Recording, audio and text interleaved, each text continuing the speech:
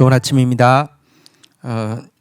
갈라디아서 5장 16절에서 18절 말씀 보도록 하겠습니다. 16절 내가 이르노니 너희는 성령을 따라 행하라. 그러하면 육체의 욕심을 이루지 아니하리라.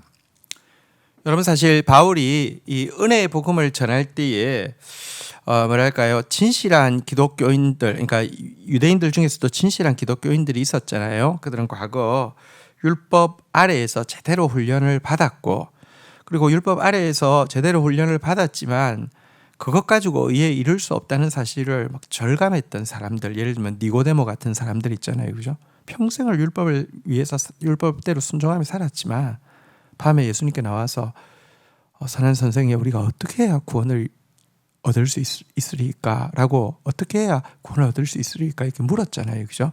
이런 사람들은 진실한 그리스도인입니다.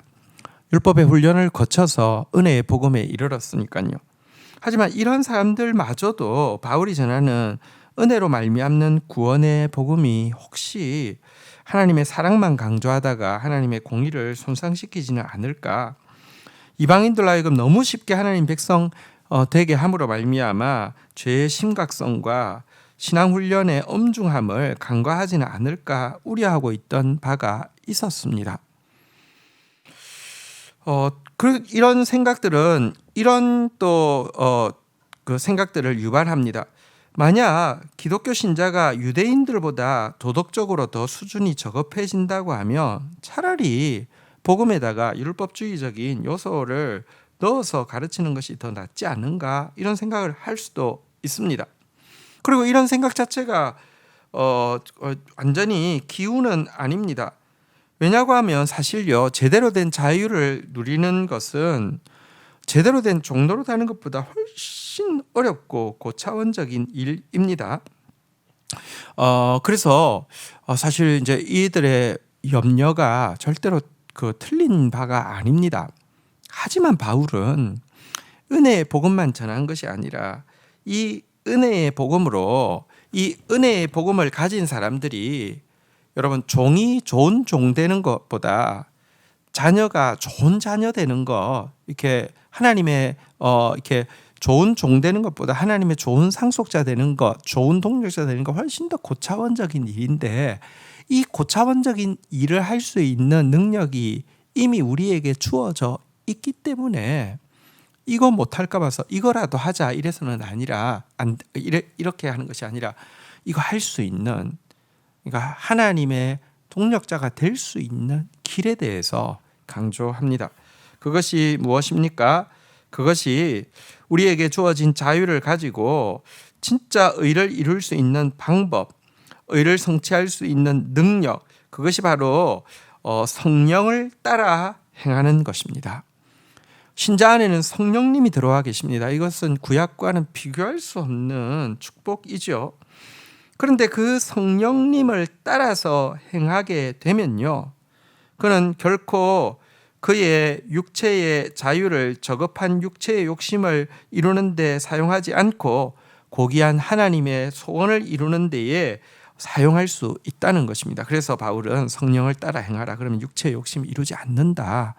너희들이 우려하는 바를 모르는 바 아니지만 은혜의 복음에 더해서 성령을 따라 행하는 삶, 이것이 하나님께서 우리에게 약속한 삶이다, 이렇게 이야기하고 있는 것입니다.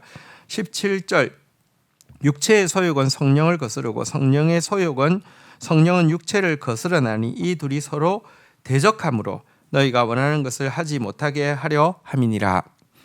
물론 우리가 이제 우리 안에 성령이 들어와 계시고요, 우리가 성령을 따라 사는 삶을 살 수 있지만 우리 타락한 본성 속에 육체의 소욕이 있어서 성령을 따라 사는 것을 방해하는 것도 있을 것이라는 것을 여러분들 알아야 됩니다. 바울도 그것을 모르는 바가 아닙니다. 여러분, 물론 성령도 육체의 소욕을 방해해서 옛날은 아무런 거리낌 없이 죄짓고 내 마음대로 살았지만 성령이 들어온 사람은 그렇게도 못합니다. 하지만 또 반대로 육체의 소욕 역시 우리 성령의 소욕을 따르려고 하는 우리를 집요하게 방해해서 성령의 소욕대로 살지 못하도록 또 우리에게 역사하고 있습니다. 바울도 이것을 모르는 바가 아닙니다. 하지만 바울은 이 둘 싸움에 대해서 여러분 이것이 그냥 1대1의 그냥 대등한 싸움이라고 이야기하지 않습니다. 18절 보면 너희가 만일 성령의 인도하시는 바가 되면 율법 아래 있지 아니하니라 이렇게 이야기했는데 이것이 무슨 뜻이냐고 하면요. 성령의 소욕이 육체의 소욕보다 훨씬 강하고 성령의 인도가 육체의 인도보다 훨씬 강하고 성령의 능력이 육체의 소욕 뒤에서 역사하는 사단의 능력보다 훨씬 강하다는 의미입니다. 그래서 우리가 성령님의 인도하심을 받아들이기로 결단하고 순종하기만 하면 여러분 다시 이야기합니다. 신약시대라고 해서 우리가 순종을 결단하고 그것을 우리 힘으로 다 지켜내라는 것이 아닙니다. 순종의 마중물을 붓고 나면 우리 안에 이미 들어와 계시는 성령께서 그 순종할 수밖에 없도록 우리를 이끌어 가신다는 것입니다. 그래서 여러분들 지금 육체의 소욕이 있음에도 불구하고 성령의 소욕에 내가 따르기로 결정하고 순종의 마중물을 붓기만 하면요, 정말 육체의 소욕을 따르지 않는, 더 이상 율법의 저주 아래 있지 않는 정말 하나님의 뜻을 이룰 수 있는 자유를 만끽하게 된다는 것입니다. 성령을 따라 사는 삶을 에스겔서에 보면요, 이렇게 물이 발목까지 잠기다가 무릎까지 잠기다가 허리까지 잠기다가 나중에는 수영할 물이 되어서 물에 떠내려가는 장면으로 묘사하고 있습니다. 순종을 제일 처음에 성령을 따라 살겠다라는 순종을 제일 처음에 할 때는 내가 하는 것 같아요. 그래서 구약과 별반 다름이 없어요. 구약은 내가 하나님의 뜻을 행함으로 말미암아 율법을 지킴으로 말미암아 하나님 백성이 되는 것이죠. 순종이 구약에서 제일 중요한 신자의 덕목입니다. 내가 성령을 따라 사는 것도 성령에게 순종하는 것이니까 구약하고 뭐가 다릅니까? 근데 다릅니다. 여러분 구약은 내가 율법을 순종해야지만 하나님 백성 되는 것이었는데 내가 순종하지 못했기 때문에 이 언약이 깨어질 수밖에 없었잖아요. 그런데 신약은요, 성령이 이미 우리 속에 들어와 계십니다. 내가 순종의 마중물을 보면요, 펌프 지하에 이미 엄청난 마르지 않는 생수의 근원이신 성령이 연결되어 있다가 성령이 막 쏟아져 나오면요,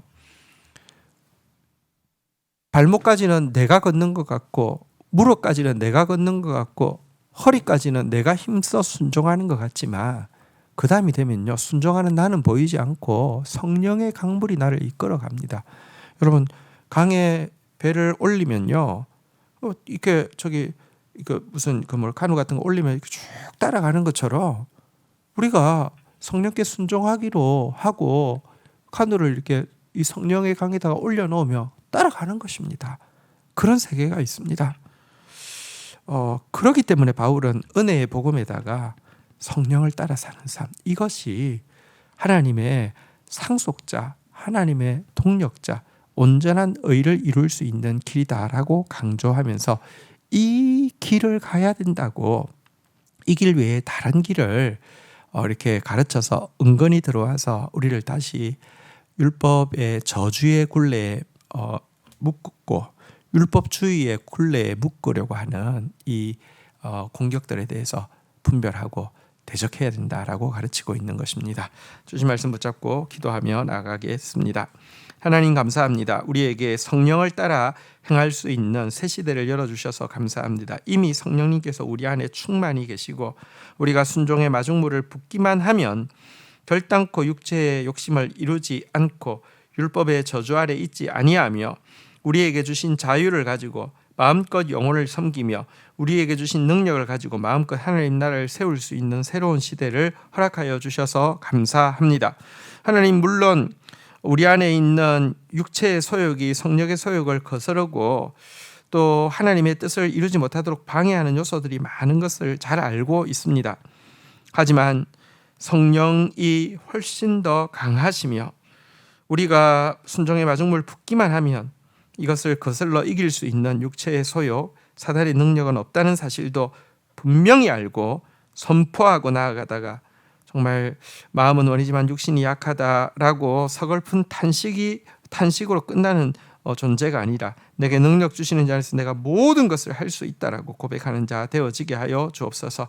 큰 사랑 내가 무엇이냐, 내가 성령의 사람 앞에서 평지가 될지라고 선포하고 나아가는 믿음의 승리를 경험하는 저희들 되게 인도하여 주옵소서. 예수 그리스도의 이름으로 기도 올립니다. 아멘.